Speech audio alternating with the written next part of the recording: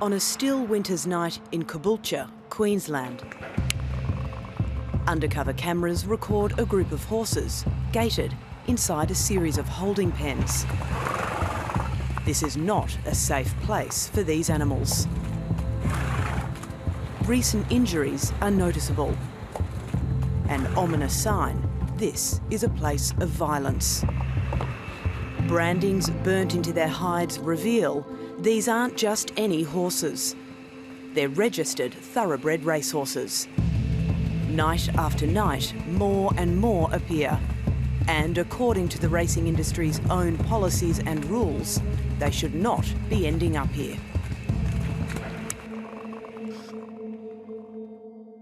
Stand by, and they're racing in the Melbourne Cup. It's known as the sport of kings, cultivating and enjoying the support of the top end of town. Rekindling has won. Including the highest office in the land. Cheers to the racing industry, eh?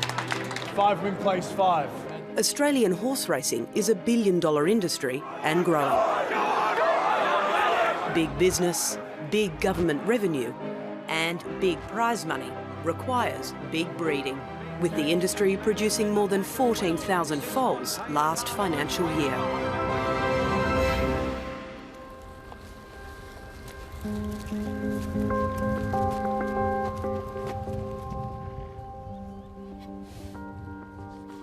I'm not here to bring down the racing industry or the breeding industry. I want to help them develop a sustainable, ethical model for the future. Is it sustainable and ethical now as it stands? Unfortunately, it's not sustainable at the moment. Paul McGreevy is a veterinarian and Professor of Animal Behaviour and Welfare Science at the University of Sydney.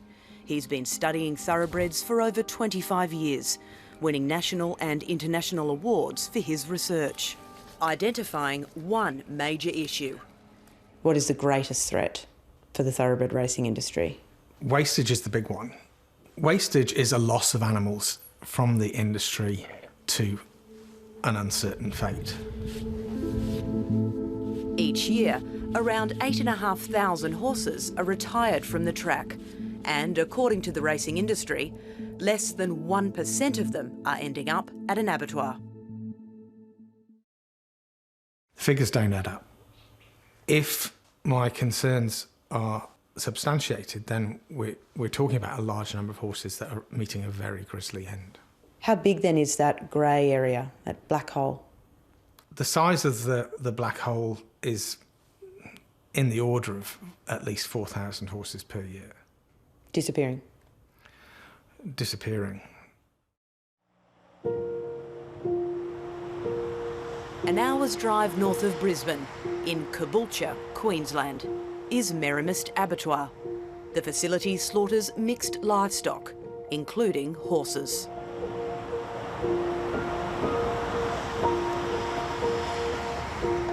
Merrimist is just up the road. It's an abattoir, and they kill these horses for human consumption. So where's the meat going? It goes to various different European countries, Russia as well, and Japan. So Australian racehorses are being slaughtered here and exported overseas? Yeah, that's correct. For the past 2 years, Elio Chelotto and others from the Coalition for the Protection of Racehorses have been watching Merrimist, using perimeter cameras to record the daily activities on the ground. In Australia, it's legal to send racehorses to abattoirs for slaughter. No law protects them.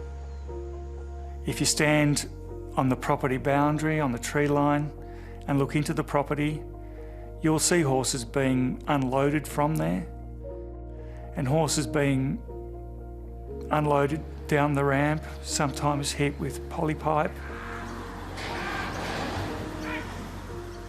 These horses are in fear. They run down the ramp and then corralled into a pen, and at times it looks like a sea of horses coming down towards you.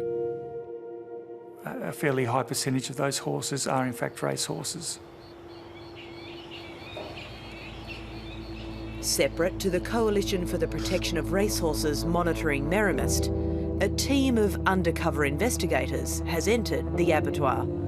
recording hundreds of hours of covert vision, documenting the horses passing through.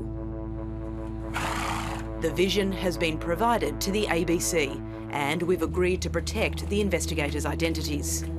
22 separate visits spanning 2 years, methodically scanning microchips and filming brandings. We've forensically cross-matched them to the industry's official record of thoroughbreds, the Australian Stud Book, to reveal around 300 racehorses, representing almost $5 million in prize money, have been detected at Merrimist Abattoir in just 22 days alone. The estimated number per year, arrived at by the Coalition for the Protection of Racehorses, is staggering. Equates to about 4,000 racehorses killed in this one abattoir alone. 4,000? 4,000, probably closer to 5,000. The thoroughbred racing industry tells us that 0.4% of horses leaving the racing industry are ending up in a knackery or an abattoir, which I think equates to 34 horses per year. Only 34 are ending up at an abattoir or a knackery, according to the industry. That's what the industry's assuring us of. More than that is killed in 1 week at this one abattoir alone.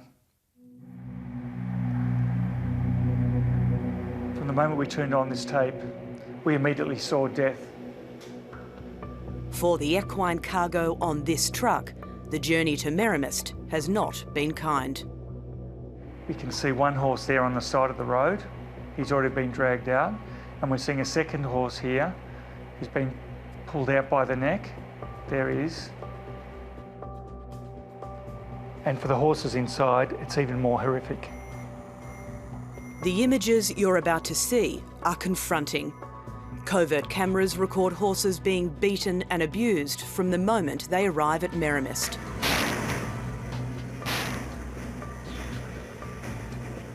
Trampled and trapped.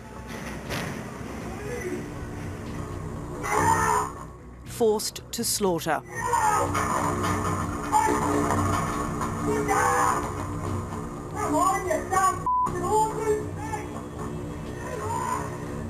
Lashed. With rage and fury.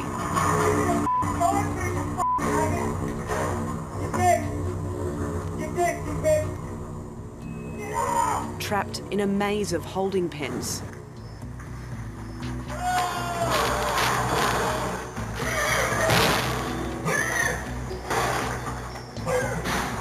Frantic and disoriented. Subjected to electric shocks.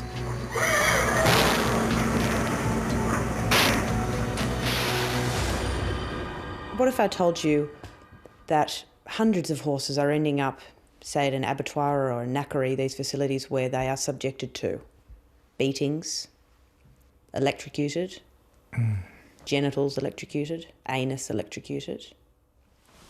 Well, that's disgusting. We've really let those horses down. Well,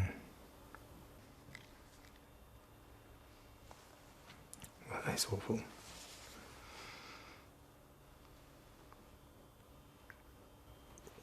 It's absolutely unacceptable that we could let our equine athletes down in this way.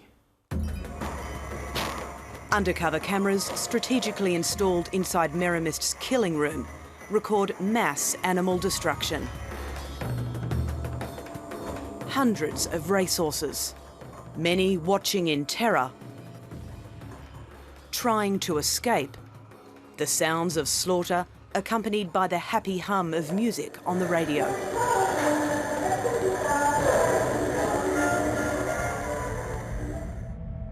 It's a damning state of affairs, particularly when you consider the Queensland Racing Integrity Commission's animal welfare strategy. Its first objective?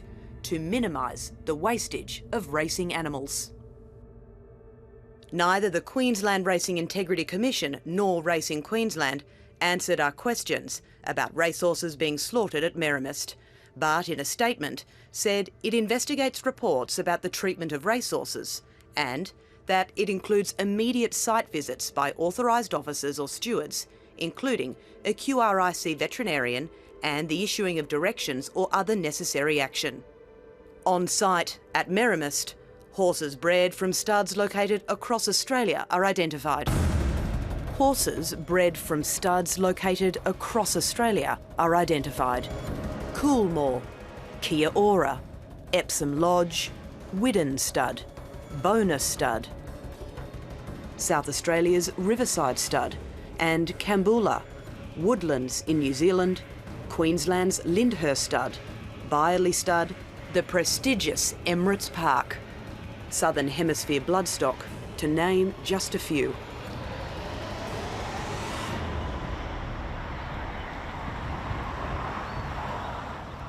What happened to all of these horses after they left stud, exactly how they came to end up at Merrimist Abattoir, is unclear.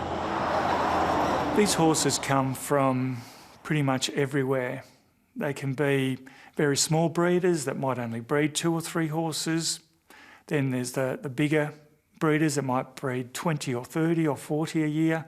And then you've got the really big breeders, the ones that can produce a couple of 100 horses. None of these horses are protected. There simply isn't enough time in this program to show you even a fraction of the racehorses being slaughtered here. Every single shot you're seeing is a different horse, and none of the killings that we'll be showing you tonight is repeated. On one day alone, more than 40 racehorses are recorded being slaughtered on camera.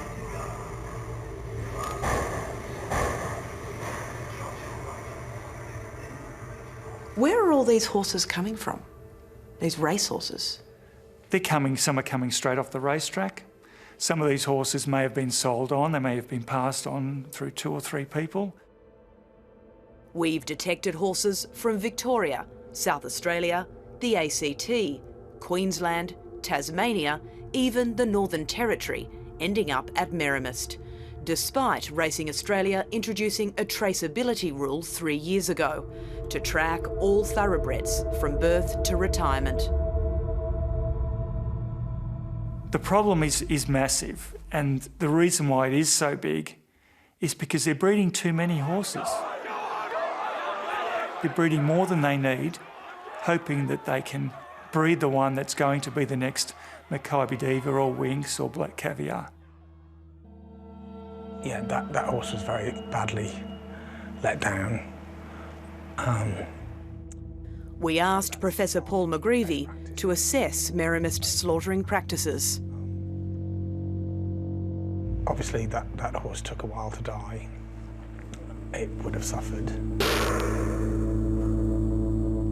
Multiple racehorses are recorded on camera, abused and poorly bolted.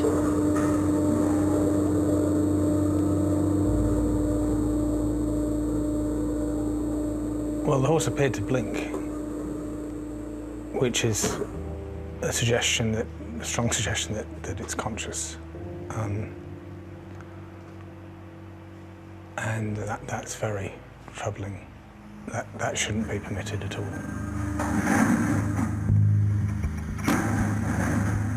This unidentified horse is bolted 5 times.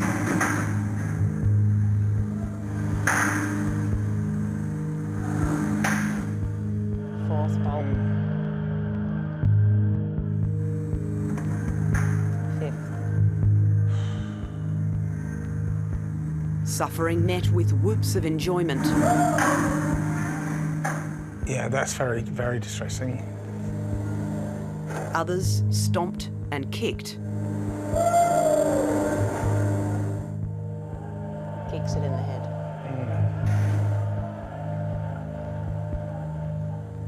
Clearly, there's no excuse for that sort of treatment. That's not acceptable. Of course it isn't. It's disgusting.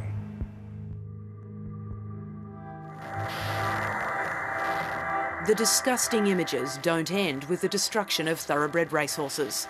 We can reveal standardbreds from the trots, marked by these distinctive brandings burnt into their necks, are slaughtered too. Green light on there, racing very quickly indeed. implicating the harness racing industry, the Pacers, despite its policy of rehoming retiring trotters. 4 grand finals, you beauty! On one day alone, 14 standard breds are destroyed at Merrimist, back to back, in the space of just 5 minutes.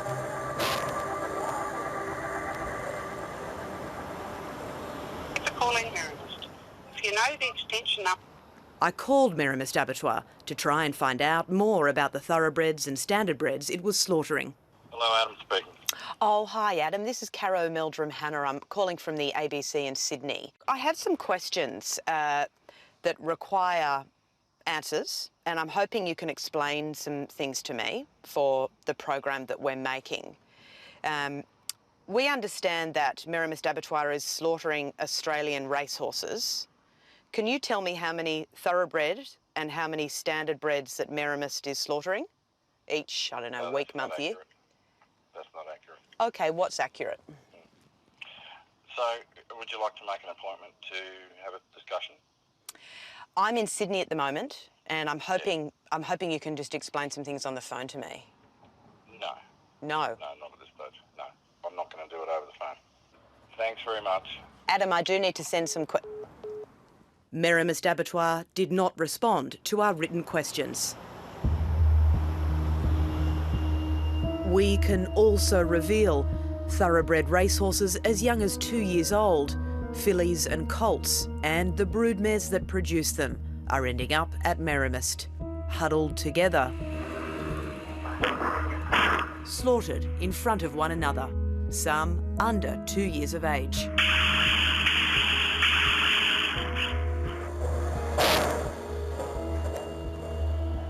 When Elio Chelotto watched this vision, this group of branded horses, he realised they were bred by Hardwick Stud, located in Yass, New South Wales. When contacted by 7:30, Hardwick Stud representatives told us they were not involved in the discarding of their horses at Merrimist Abattoir. They aren't the only horses linked to New South Wales that have ended up interstate in Queensland. The following gruesome images prove, according to the horses' microchips and brandings, these New South Wales-born gallopers have been slaughtered for human consumption in Queensland. 4-year-old Sunny Fame. And Sunny Fame races to the lead. 8-year-old Only Money. Only Money raced away to win the last. 3-year-old Rapid Feet. Rapid Feet sprints out to the early lead by 2 lengths. 4-year-old Bumbunga. Bumbunga on the outside. 8-year-old Valtari. It's all Valtari. Valtari went down and won it by 4 lengths. Mares Moonline Dancer and Lapis Lazuli. 6-year-old Take a Chance. Next is Take a Chance. 7-year-old Vortuka. But Vortuka's got a handy break here. But Vortuka a big winner. 4-year-old Absolutely Win. Absolutely Win second. Sold as a 2-year-old for $180,000. To name just a few. All of them slaughtered at Merrimist in the past 18 months.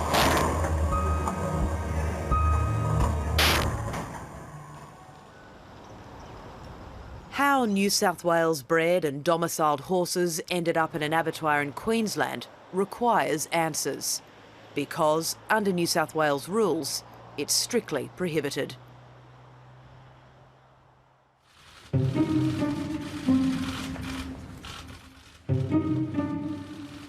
Industry that has overseen the slaughter of tens of thousands of healthy dogs. The only humane response is to close that industry down. Thanks, everyone. In mid-2016, the Baird government banned greyhound racing in New South Wales. After the ABC exposed this illegal practice, live baiting, and extreme wastage, the killing of unwanted dogs. Where will all these dogs go and how will they find homes? Like it or not, the greatest challenge racing has at the moment is welfare. The horse racing industry came together to address its biggest problem. Well, we do have wastage as well. We're the next online for the animal liberationist. If you think we're not, you're kidding yourself. Industry leaders, led by Racing New South Wales CEO Peter V'landys, mounted a PR offensive. We've got some pretty good news today. Introducing a raft of new animal welfare measures. Today, in a first of any jurisdiction in Australia, we're going to announce that 1% will be taken out of all prize money in New South Wales to establish a horse welfare fund. The new Horse Welfare Fund was complemented by this ironclad guarantee. We're going to ensure that every horse in New South Wales that's domiciled in New South Wales will be rehomed. Racing New South Wales also purchased 3 properties, publicising the acquisitions as retirement paradises for gallopers leaving the track. We're not going to stop once the horse has been given to somebody else. We're going to expand it to the next level where we want to know that the horse is having a good retirement. Racing New South Wales and Racing ACT also introduced a new enforceable rule, stating in the event that owners are unable to find a home for a horse that's being retired, the horse is not to be directly or indirectly sent to an abattoir or a knackery. And a horse cannot be sold or gifted at a livestock auction, not approved by the regulator. You would think that if they have this rule in place, that the very first thing that they would do is have somebody attend these sales so that these horses can be picked up and rescued and not sent to slaughter. Is that being policed by your stewards? Yeah, absolutely. Yeah, without divulging all our secrets, we have intelligence networks that we can trace if those horses are being sent to those, and we have cooperation from various people to know if that's occurring. The sale of racehorses at unauthorised livestock auctions is occurring.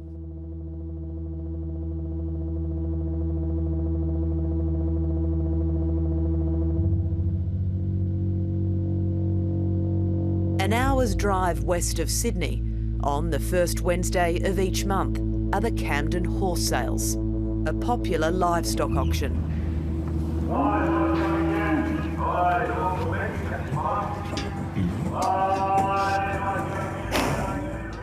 For the past 10 months, undercover investigators have infiltrated the Camden Horse Sales, providing the footage to the ABC, recording vast numbers of branded, registered racehorses here. There's nothing preventing the auction house from selling these gallopers, no law against it. And it's not known exactly how so many racehorses have ended up here. But it's a brazen contravention of racing rules if industry participants have anything to do with the trade. Horses are recorded visibly distressed, gnawing at the enclosure known as windsucking, others bleeding and wounded.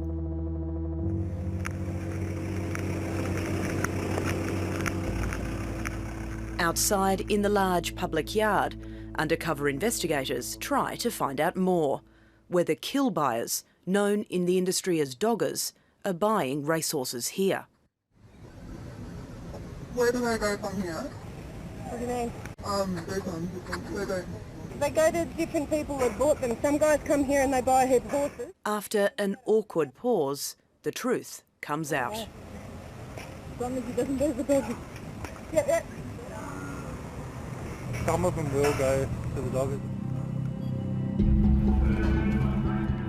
The doggers and their transporters are ever present here, and the holding pens are constantly replenished with the racing industry's wastage, including Downcast broodmare Lady Bryce, 5-year-old Bells Creek, and Glen Appin, almost $40,000 of prize money between them.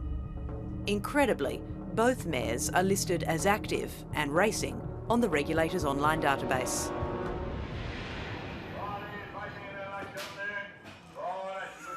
I'm wondering, what does active mean? It means that the horse is still in the racing industry, that it's still competing. Can a horse be listed as active and actually have been sent to a knackery? If the owners haven't notified us, that's a possibility, yes. I mean, we have to rely on the information that's given to us. I mean, we don't have the resources to go to every horse in New South Wales to see if it's alive or passed away.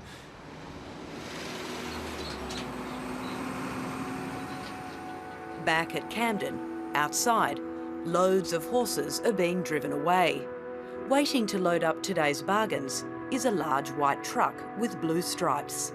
Undercover investigators strike up a conversation. Where are those ones going? They're going to White Place. Okay. Is that local or? No, Cootamundra. Okay. But instead of driving 3.5 hours to Cootamundra, the truck drives just 25 minutes north, arriving here.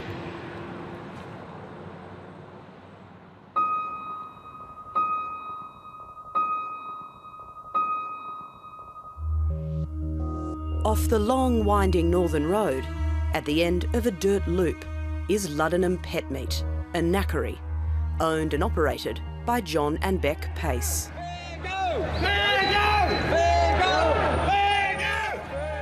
Ladies and gentlemen, I'd now like to introduce Beck Pace. This is Beck Pace. We produce over 20,000 kilos of fresh meat a week. 80% of our trade is the greyhound industry. Addressing the crowd at the 2016 rally to overturn the greyhound racing ban in New South Wales. What sort of contingency plan they've got in place for the hundreds of horses and cattle and the hundreds of horses in the Sydney Basin.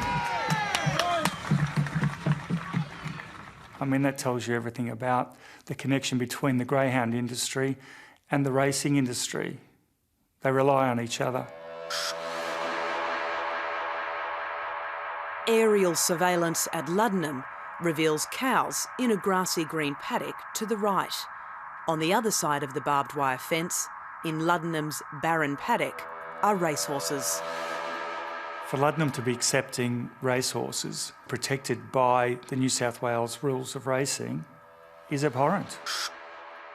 We've been provided with CCTV vision, the daily comings and goings at Luddenham's arrivals yard, catching the white truck with the blue stripes from the Camden horse sales arriving at the knackery. Unloading, leaving emptied of its cargo. Meanwhile, an endless stream of customers buying massive bags of minced meat direct from the knackery's shopfront. Many towing mobile kennels, greyhound floats. Horses are dropped off for slaughter, including clearly branded thoroughbred gallopers, the racing industry's wastage, recorded wandering around the busy public drive-through, reversed into, while greyhound racing participants carry tons of mince to their cars. Even greyhounds themselves, the dish lickers, are recorded here. When you really think about this cycle of breeding, using, then disposing of them, it's grotesque. And how it's allowed to continue is beyond me, and it needs to come to an end. The question is, are New South Wales racehorses being fed to greyhounds as fuel? Are racehorses being fed to greyhounds as fuel? I have no evidence of that. I have had no reports from anyone other than yourself today that is happening. Never heard of that rumour? No, haven't. But Luddenham Pet Meat doesn't just supply mince to the greyhound racing industry. It also supplies boarding kennels and pet shops across Sydney. How possible is it that everyday Australians have been buying mince and feeding their animals racehorses? Well, it's highly likely. And to know that people can buy their pet food and it comes from a racehorse, I think most people would find it absolutely repugnant. I have seen proof of multiple racehorses ending up at Luddenham Pet Meat after the knackery ban came into force. They include broodmare Courtney's Love. Around the outside there as they work to the turn now is Courtney's Love. 5-year-old gelding Unbuckled, according to the regulator, formally retired in May 2018. And Star Truce. Star Truce rolled around the outside and took the lead with 1,200 to go. Star mare Chantrouse's first foal. Star Truce won its debut race. Sold for $100,000 in 2010, acquired soon after by the illustrious Bob Ingham, racing in the iconic Cerise Silks. Trained for many years by Australia's master trainer, Chris Waller. And they're racing. Rebel Prince there at the inside. And Rebel Prince. Raced hard for 7 years, more than 80 starts, almost $160,000 in prize money and bonuses. They're followed through then by Perfectly Spun. Then there's 4-year-old gelding, Perfectly Spun. And further back on the inside, Perfectly Spun. Unbelievably, according to the regulator's own retirement data, Perfectly Spun was formally registered as retired, as an equestrian pleasure companion horse just 8 days prior. Well, it's a clear breach of everything they're assuring us of. For a horse not even to get the opportunity to be retrained,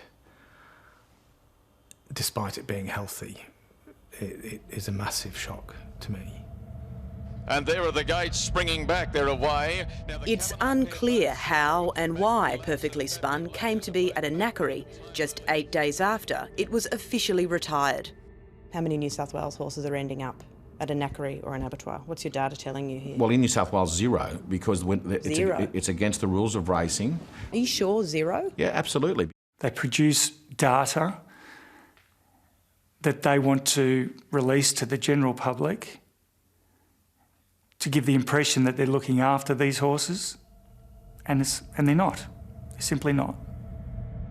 But the regulator is confident its integrity is intact, its rules are working. It says it hasn't found any proof of unauthorised slaughter at abattoirs, interstate or at New South Wales knackeries. 0 are ending up at a knackery or an abattoir in New South Wales. That's what we've just said. What if I told you that's not correct? That there are New South Wales horses ending up at a knackery and an abattoir? Well, if there is, it means that the people have acted against the rules of racing, and if we have evidence of that, they will be dealt with pretty severely. We'll put the full force of the rules of racing against anyone that does that, because it's a severe breach of our rules and our terms and conditions of being in the thoroughbred racing industry. Back at the Camden horse sales, inside the auction ring.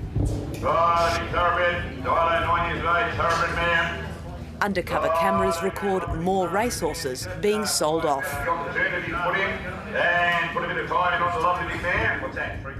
Including mare Milster for $350.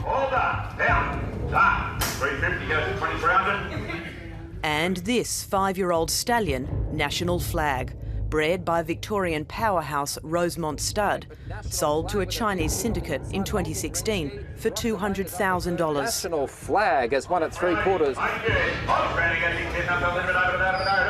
Just 3 years later, National Flag is sold off for a measly $380. $380 by the holder. Now, that $380, $2,300. $380 goes to $2,300. Racing New South Wales has a whole integrity department that is supposed to protect these horses from these very situations. No matter how good you are as an administrator, no matter how solid your systems and processes are, you'll never eradicate the 1% no matter how hard you try. And that goes for everything in the community, not just horse racing. There's always going to be an element that do the wrong thing. Some of these people that are going out and attacking thoroughbred racing, what are they doing about the domestic animals, the pets that are abandoned? And, you know, what about the 6,000 dogs that are euthanised each year? What about the 14,000 cats that are euthanised each year? And I think the difference here is, Peter, that thoroughbred racing is a sport and it's regulated. So, but why aren't domestic animals regulated? When you can tell me how you trace cats and dogs, I'll tell you how we can trace our horses. Not my responsibility. No, I'm not a regulator for cats and dogs. You're a regulator for racehorses. No, but I think it should be fair and to all animals, not just horses.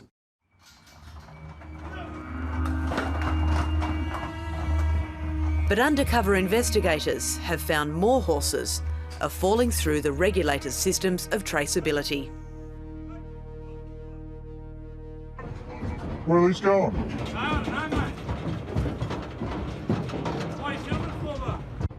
What are you filming me for? Why? Why? I'm not allowed to. I'll see you, mate. My photo's on that phone, mate. I'll see the fuck out of you. No, well, no, what's going on?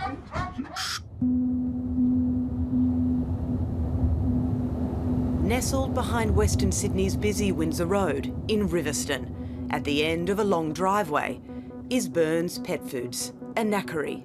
Here, the best is fresh. We've seen proof the following horses have ended up at Burns Pet Foods, condemned to death in the past 10 months alone. Gelding Legal Waves. Last raced October 2017, a week after the New South Wales knackery ban came into force. In Legal Waves, 7-year-old Hard Rain, 4-year-old Reliable Kingdom. And Reliable Kingdom dropped out of it. Explore the World.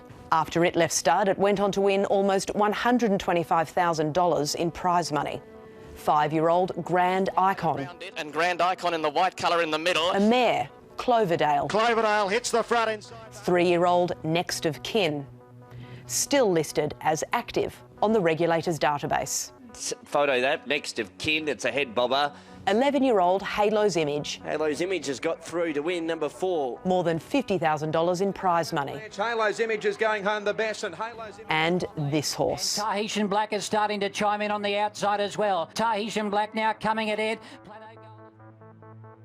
The calibre of Tahitian Black, the fact that he ended up discarded at Burns Pet Food, is breathtaking. They're off. Tahitian Black off the inside began well. $400,000 in prize money. Tahitian Black's cut the corner. Sired by the famed galloper Lonhro. Tahitian Black's driving, and I think on the outside may have won it. Tahitian Black was trialled and raced more than 70 times. 6 years of hard service, pushed to the limits, for people to punt and wager on for sport. Passed through a series of high-profile trainers, eventually snapped up by a top 20 trainer to race and own for himself. David Pfeiffer of Warwick Farm, New South Wales. 40-horse stable here at Warwick Farm, a small boutique stable, but we always manage to keep the boxes full. Online, David Pfeiffer wrote a stirring farewell to the classy, tenacious, gentle, treasured gelding upon its retirement in 2016. Hello. Oh, hello. I'm after David Pfeiffer, please. Speaking. Hi. I rang David Pfeiffer to try and find out whether he knows what's happened to Tahitian Black. Where did you retire Tahitian Black to? I don't think where he is now. We believe that Tahitian Black has actually ended up at a knackery. Oh, Jesus. How can you confirm that? Well, I want to know if you had anything to do with it, if that's happened. No, not at all. Not at all. So once I give him away, find him a home, it's sort of out of my hands. I also asked David Pfeiffer what happened to another of his horses identified in our investigation, Next of Kin. And did you register Next of Kin as formally retired with the Racing New South Wales, or...? I think we have to these days. Just give me a second, I'm just trying to log into my Racing Australia. No, he actually hasn't been listed as retired. No. Why is that? Yeah, must have been oversight in the stables. It's a computer oversight. You can't hold me to that. When we bet on horses, we are interacting with this industry, and we deserve better. The horses deserve better, and people who love the industry deserve better. So the industry's let a lot of people down and a lot of horses down by the looks of things. Racing New South Wales will really struggle to justify what's going on here. They're just about set, and they're racing. We've also confirmed, been shown proof, that standardbreds, pacers from the trots, are being slaughtered at these knackeries too, despite New South Wales Harness Racing's lifelong tracking and care of standardbreds, announced in 2016. Caroline, have I met you before? We asked the CEO of Harness Racing New South Wales how many standardbreds the regulator has rehomed since its 2016 commitment. Where are we now, 3 years on, with that rehoming strategy? We're developing it. We have a not-for-profit company being formed. Company has been formed. Why hasn't a rehoming program begun 3 years on from this? But we do have a rehoming program with people in the industry rehoming their own horses. Well, that already existed. Why isn't there a rehoming program 3 years on?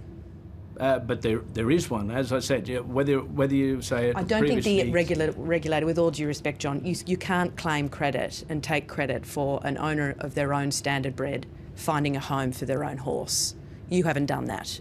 What I'm asking is, there was a commitment here in 2016 to establish a rehoming program.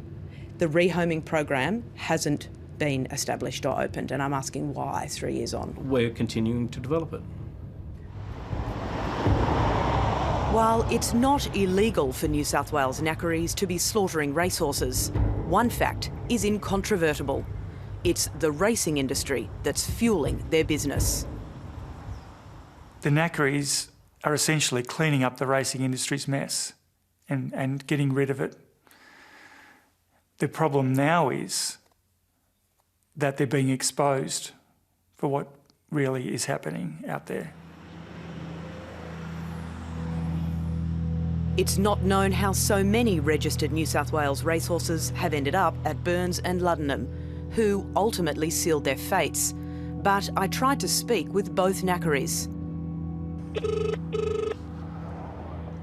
Oh, hello. Is this John Pace? Yeah. John, hi. My name's Caro Meldrum-Hanna. I'm from the ABC. I'm a journalist, and I'm out the front of your place at the moment. I have some questions I'd like to ask you. Not at the present, I'm a bit busy. OK, if you're a bit busy, I'm going to need to put some things to you right now. Are you slaughtering New South Wales racehorses at your knackery?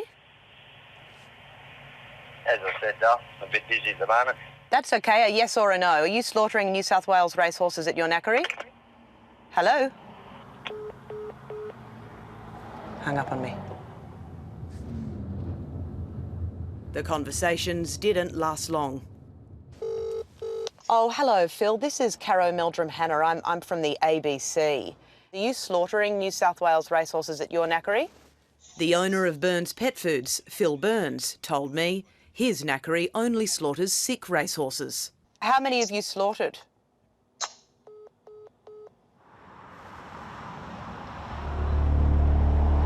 Across the border, in Queensland, at Merrimist Abattoir. There's a horse here that a young girl dropped off yesterday worth $80,000. The owner's paid $80,000 for it, but it's nearly killed 3 people. The racing industry's wastage is endless.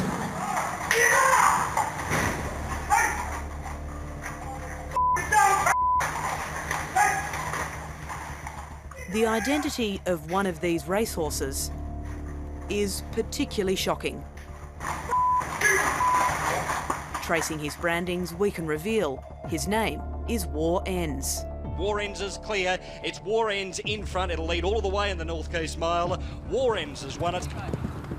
Sired by Redout's Choice, pictured here in 2008, where it was sold at the Inglis sales for $400,000. Listed on New South Wales Racing's database, 87 starts and trials in 5 years.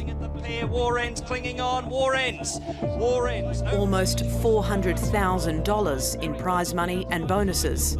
But it's War Ends. He'll go one better this year and he'll win the John Carlton from ideal position. Photo third, Dinky. War Ends, the gelding you see here in the kill box, is still listed as active on Racing Australia's online database, 18 months after it was slaughtered for human consumption.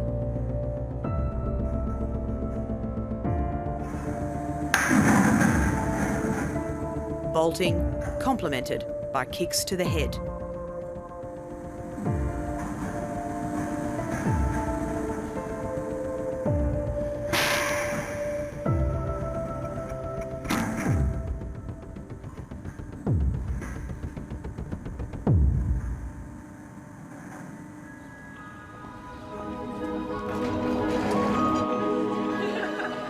With the 2019 Melbourne Cup around the corner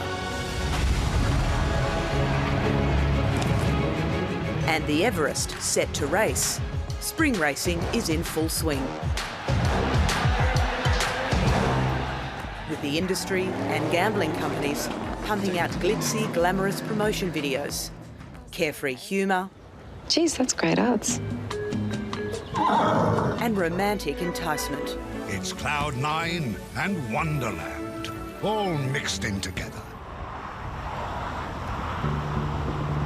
Behind closed doors at Merrimist Abattoir, there is no Wonderland, no Cloud 9 here.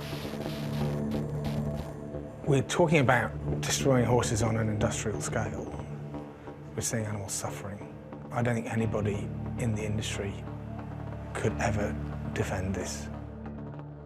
I'm going to give you a worst case scenario. You tell me how bad this scenario would be. That New South Wales racehorses are being sold at livestock auctions that aren't approved and they're falling into the hands of kill buyers. That New South Wales racehorses are also being sent interstate for slaughter, and that New South Wales racehorses are also being knackered in New South Wales. This is post the ban. We're told this is happening. If that's happening, what's your response? If it's happening, we will put the full force of the law against them because they are breaching the rules of racing. As I said, I'm the first person that loves horses more than anyone. I will go down very hard on them. Oh, God. There's no denying the footage. There's a massive question mark over the regulator, and the problem of self-regulation comes into play yet again. This is the sort of material that will shake the industry to the core.